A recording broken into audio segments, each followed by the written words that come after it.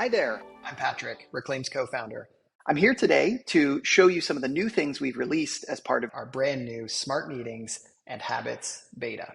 It's a huge update that has a ton of new features, including several of our most popular feature requests, and I think you're going to love it. So I'd love to just dive right in and walk you through all the new things that you can enjoy once you've opted into this new platform. So first thing I want to highlight is that what you're looking at here is basically an empty Reclaim account that has gone through the migration already.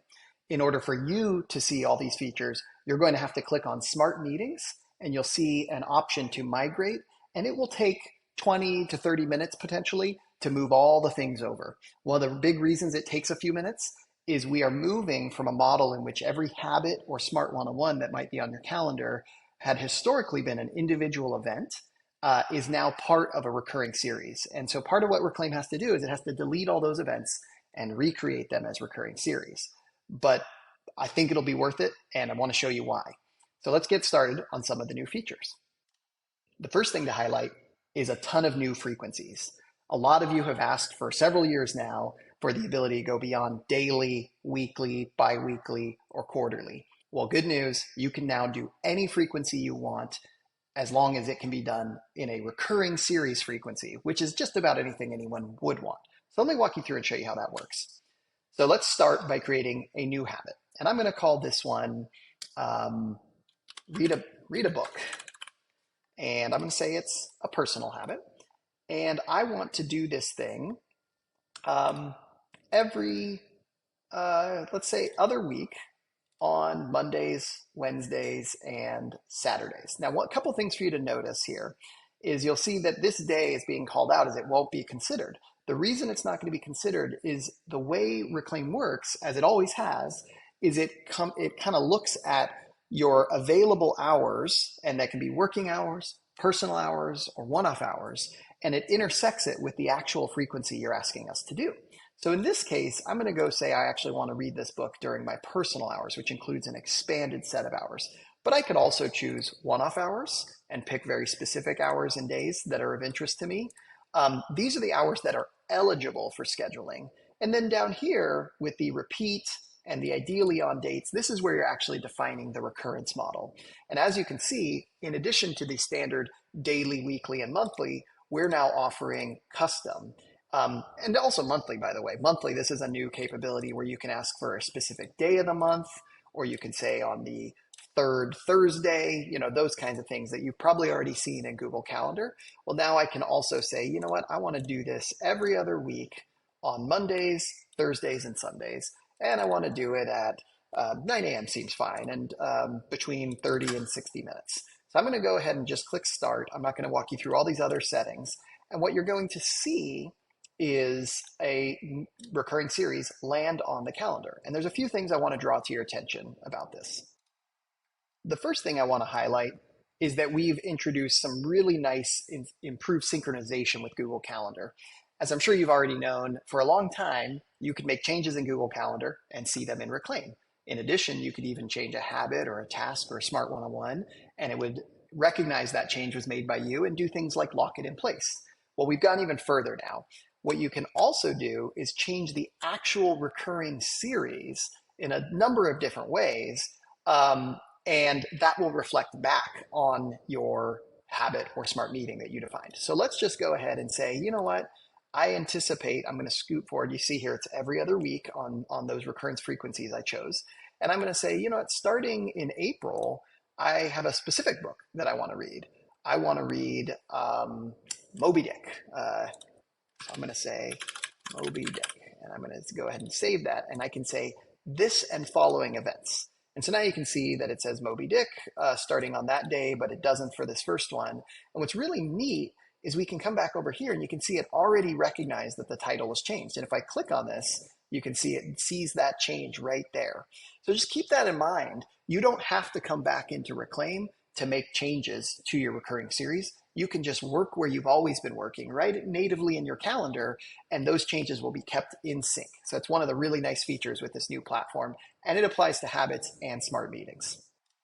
The next thing I want to tell you about is how we've changed the free busy signals just a little bit and introduced some RSVP capabilities to habits. And I think you're going to like them a lot, but it's important to understand how they work. So the first thing I want you to see is the calendar event itself. And you'll notice something's a little different. If you're used to habits, you've probably seen a little free emoji or a shield emoji that would appear on your calendar.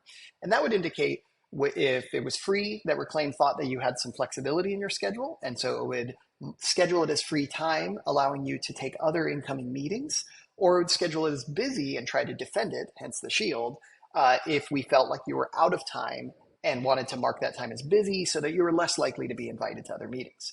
Well, one thing you'll notice is those free and shield emojis aren't there. I'm going to show you in a moment how you can turn them on, but right now, by default, we don't use those anymore. Instead, we still do free and busy, but we use an RSVP signal to indicate whether there's flexibility or not. So you can see here that I'm added as an attendee to my own habit, and I've been pre-RSVP'd to maybe. And that gives a nice visual distinction where you've got this like hashing right here, this like horizontal or a diagonal line coming through. And you can see because I have a wide open calendar, it's doing that every day. But if your day fills up, like I've just done here, you'll see that it fills in fully and now shows it as busy, highlights the fact, there's that shield emoji, highlights the fact that you're now marked as busy and marked you as yes, and that's what fills it in. We think people will like this overall as a nice improvement.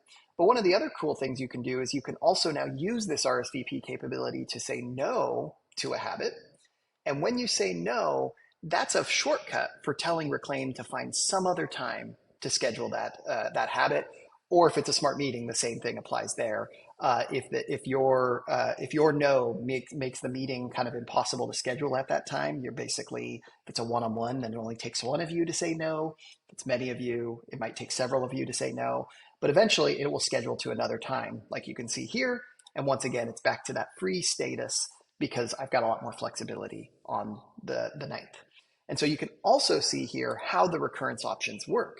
In this case, I picked every other week, Monday, Thursday, Sunday. Those are the ideal days, but it will also schedule on Tuesday, Wednesday, Friday, or Saturday because that is how I defined it. I said I wanted it to use my personal hours and ideally on these days, but it will try to schedule in other days if those are unavailable, say that Sunday. I can change this up. If I say, you know what, Tuesdays are not days that I ever want to read books, then I can take Tuesday off. I can do one-off hours, and you'll see here Tuesdays now grayed out, and it won't try to schedule on those days. So when you're scheduling your habits and your smart meetings, you'll want to play with both settings, the available hours as well as the recurrence, and that will give you the control that you're probably looking for with your recurrence options. All right, let's talk about emojis. So emojis have been one of the favorite features from a lot of our customers, but some of them weren't big fans of it. They didn't feel like it represented their brand. And so we, with this new update, have given you more control over whether you do or don't have different kinds of emojis on your events. So let's go take a look at that. You'll now see there's a new setting under Settings, General Settings, and Habit and Smart Meeting emojis. And you can see here that by default, we've pre-selected 3 emoji types: the lock emoji, the finish scheduling emoji, which is only for habits. We don't use that for smart meetings, and the can't be scheduled emoji. That's a new one, and I'll talk to you about that in just a moment. We currently are not showing and pre-selecting free time or busy, but if you like those, go ahead and select them, and they'll come right back on like you've always had. The other nice thing is we're giving you the ability to put them before or after the event title, and that can be really nice for if you have like integration into a smart speaker or your CarPlay, or you just kind of want it off on the backside, but you don't want to get rid of it entirely. We are planning to introduce these controls for calendar sync and tasks, so you can celebrate that on a roadmap as well. But we think this will be very welcome change to a lot of you. All right, I'm almost done with habits, but I don't want to forget 2 of the most important and exciting changes. One of them is that you can now finally schedule habits on a calendar that isn't your primary calendar. You actually can also do this for smart meetings, which you'll also see in a moment. Target calendar support means that when you are setting up a habit, you can go ahead down here and select a different calendar. It can be on an entirely new account, or it could just be a sub calendar. This is great for people who want to get rid of some of the clutter that might be appearing from habits, or they want habits to just always appear as free to a lot of their coworkers, so they want to schedule it off on a different calendar that they can't see. There's a lot of reasons you might want to do this. It could be for color coding reasons, whatever you want.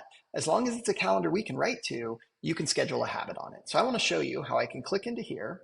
And the first thing you have to do is you have to make it a connected calendar. Connected calendars are things that Reclaim looks at to decide how to schedule your different habits, tasks, smart one-on-one, smart meetings, etc. So I'm going to go ahead and make my personal habits calendar a connected calendar. That's a sub calendar I created by clicking this little plus icon, and it's called personal calendars.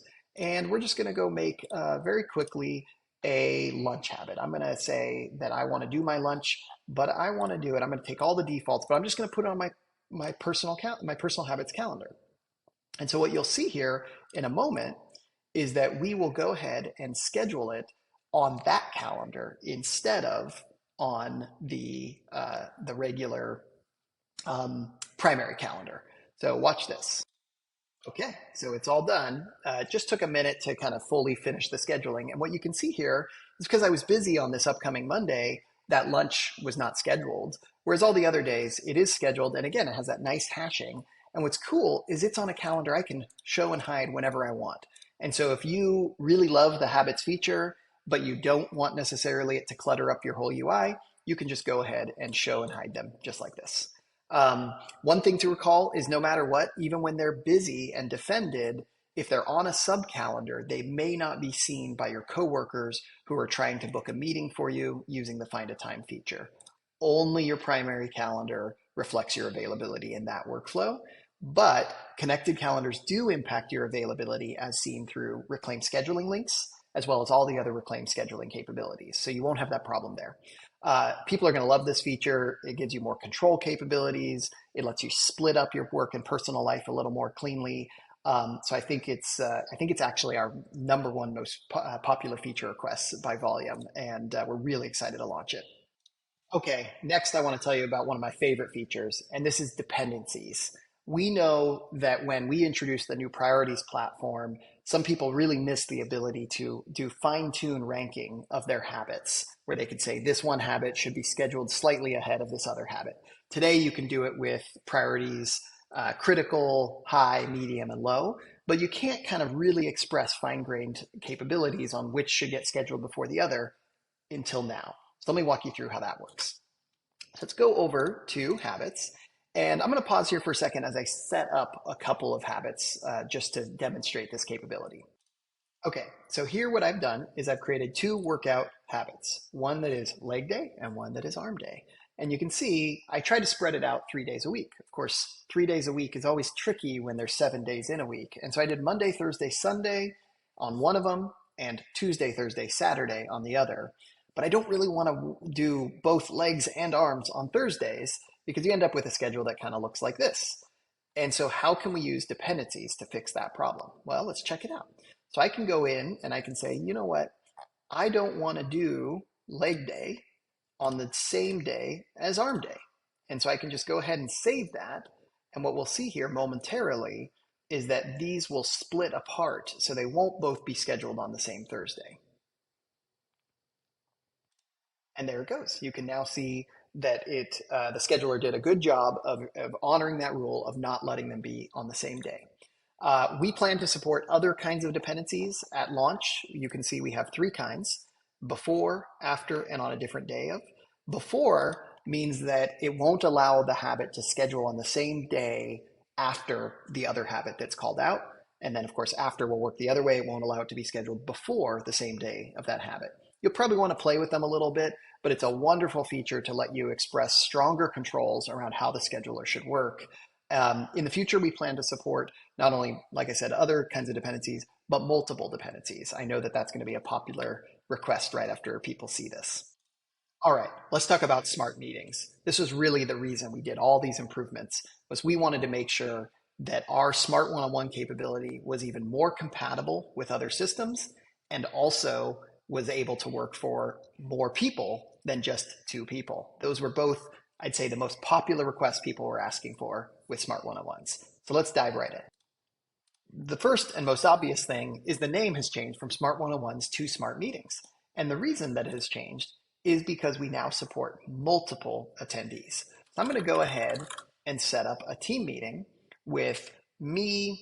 And I'm going to use some examples here for a second. These aren't real people, but we can talk more about how that all works in a sec. Actually, I'll use one, Bob, as an example. And then I will also go and I will add Henry, our co-founder. You can see we got a lot of test accounts in this environment. So a couple things to call out here that are really important for you to understand.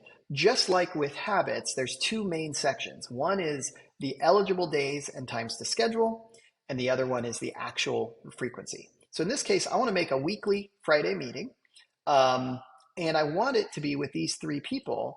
And the key thing to know is we give you some nice controls around understanding other people's time zones if we can detect it. In this case, we can't detect it, and we call that out.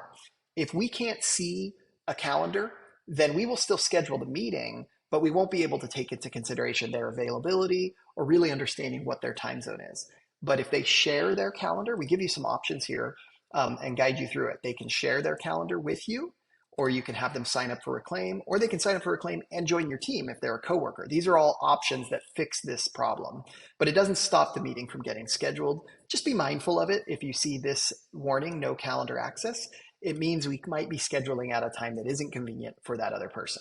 In this case with Henry, we do see their time. And not only do we see their time, I can see their different scheduling hours that they've selected inside of Reclaim.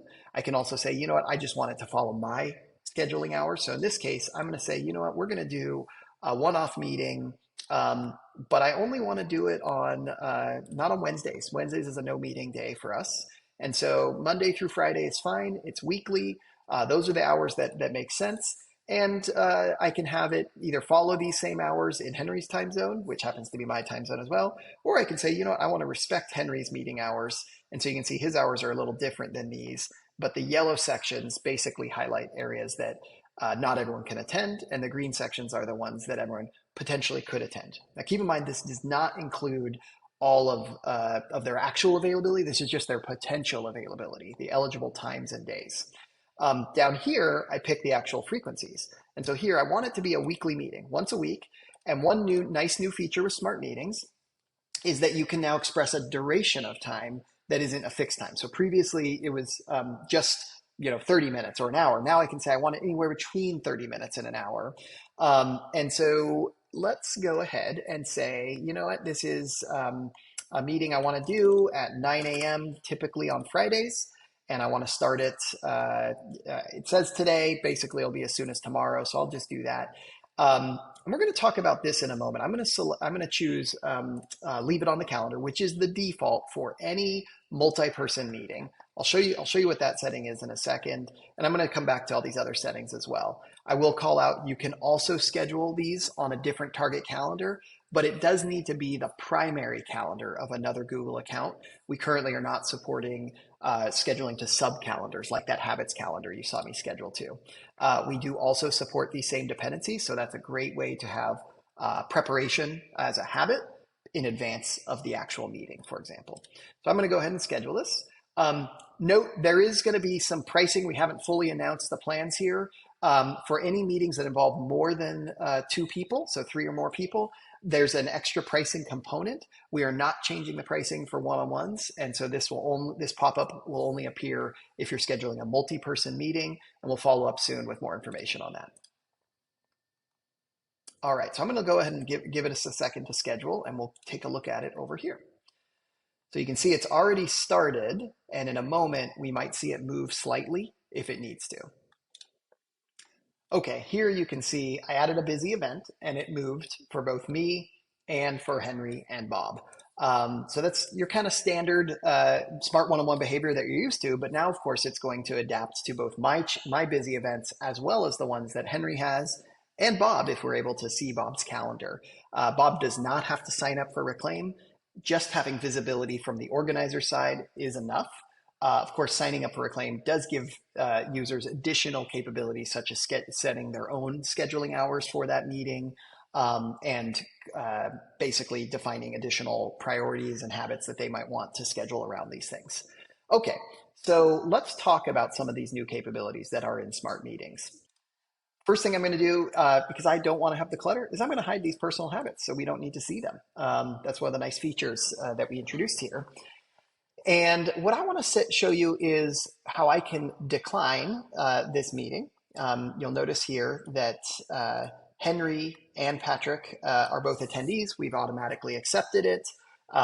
There's a nice little set of tips here that rotate through. So if you click in, you'll see different kinds of tips. You can see the organizer could trash it and it'll skip the whole period. You can see things like declining. So what I'm going to do is I'm going to go ahead and look at this meeting. Where were we? We were on this week. And I'm going to decline this. And I'm also going to ask Henry to decline it so that you can see what happens next. Okay, I've just declined the meeting, and so has Henry. And in a moment, what you'll see is that Reclaim has figured out that enough people have declined that the meeting's not particularly useful at this point anymore. So it's going to find the next best time that it can go schedule to. So we should see it move here momentarily. And there it goes. It found it on Thursday. Previous time was the best time that was available for me and Henry and any of the other attendees. And you'll see now I'm back to accepted, and momentarily, because Henry's also a Reclaim user and he's also free at that time, it will auto accept for him as well. Okay, one of the other really nice improvements with Smart Meetings is that these are true native recurring series. You can see it right here. And as I showed you earlier, you can make edits directly in here. You can do things like, this is our agenda. You can add meeting notes, and you can save it and save it for all events. And you will see that create and share, by the way, is because I'm using the Google Docs agenda capability. And you will see that this will actually impact the description right in here. That two-way sync is in effect.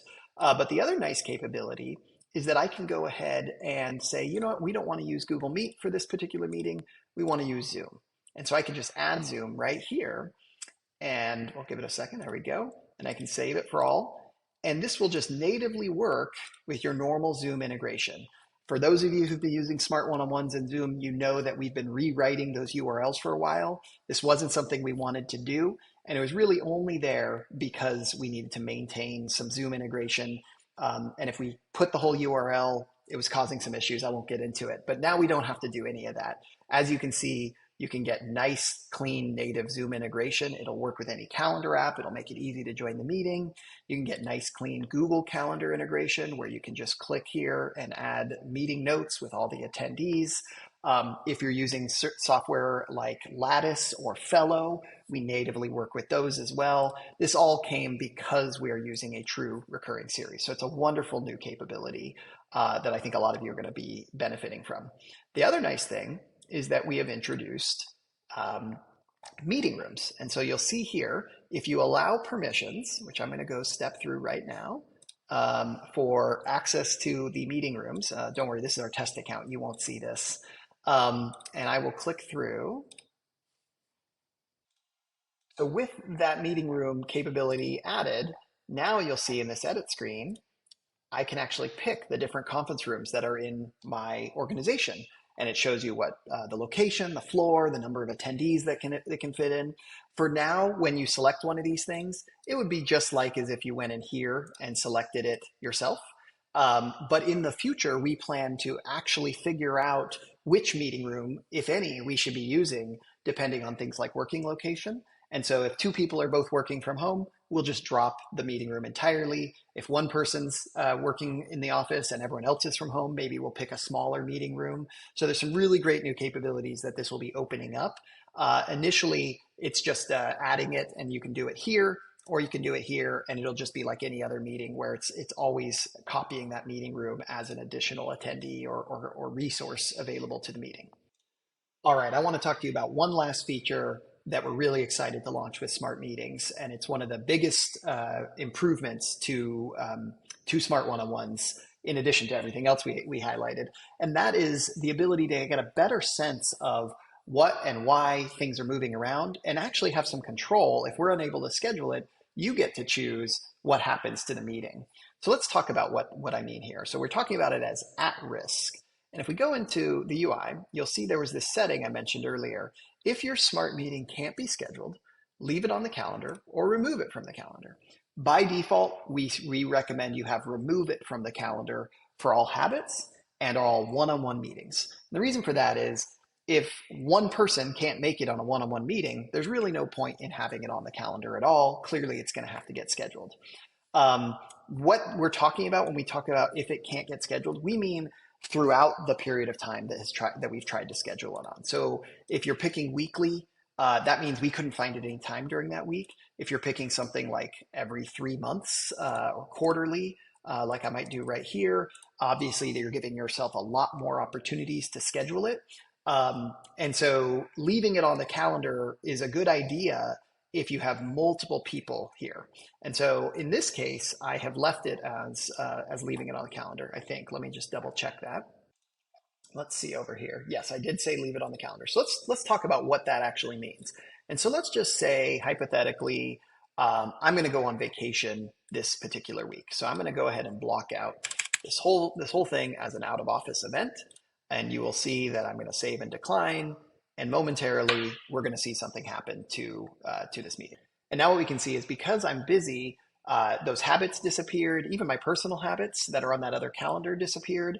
And the meeting moved from Thursday back to its ideal day and time. Remember, I had set it up as ideally on Fridays at 9 a.m. That's right here, Fridays, 9 a.m. And so it moved it back to Friday at 9 a.m. And what you can see is that it's because one or more of us, me, I'm not available, Henry's declined it as well, couldn't be there was no time. But that doesn't mean that you can't still have the meeting. And so this is giving the organizer the opportunity to edit the meeting and use find a time to try to pick another place, maybe drag it and lock it into place, and just kind of manually take control of the scheduling. And so this is a really nice capability, especially for multi-person meetings. And that's why we recommend you keep it on for any meetings that involve 3 or more people. I did want to highlight, I should have mentioned this earlier, we also have a concept of required attendees or optional attendees. Optional attendees will be included on the invite, but their availability won't be checked. And so you can also take advantage of that. And again, that synchronizes with Google Calendar's concept of optional as well. And in the very near future, I can't demo it today, but we're going to introduce a ability for you to see right here, a little change log of why things are changing. And this is the thing we're most excited about with smart meetings. It's going to let you see when and why things changed and help you have a better understanding of those movements. In addition, we will have a daily digest report that emails you each morning, early morning, to tell you about meetings that weren't able to get scheduled so that you can try to get control of it or manually schedule a meeting if you need to. As well as an at-risk report that you can see in the web UI that will tell you about all the meetings in the next week or two that are potentially at risk and not getting scheduled. We plan to offer a bunch of other analytics as well to show you things like when's the last time you had a meeting with these people, and give you some guidance on how to change the recurrences so that you can balance all these touch points you want to have in these smart meetings with your total availability. All right, that was a ton of stuff. I'm really glad that you're on this beta. This is the next foundation for a whole bunch of new improvements with Reclaim, and I hope that you enjoy it. We look forward to hearing from you. Please give us all the feedback you can. I think you'll like all these new features. There may be a couple of bugs, but we feel pretty confident that we've shaken out the vast majority of them, and it's ready for you to start using day to day. Thank you again, and take care.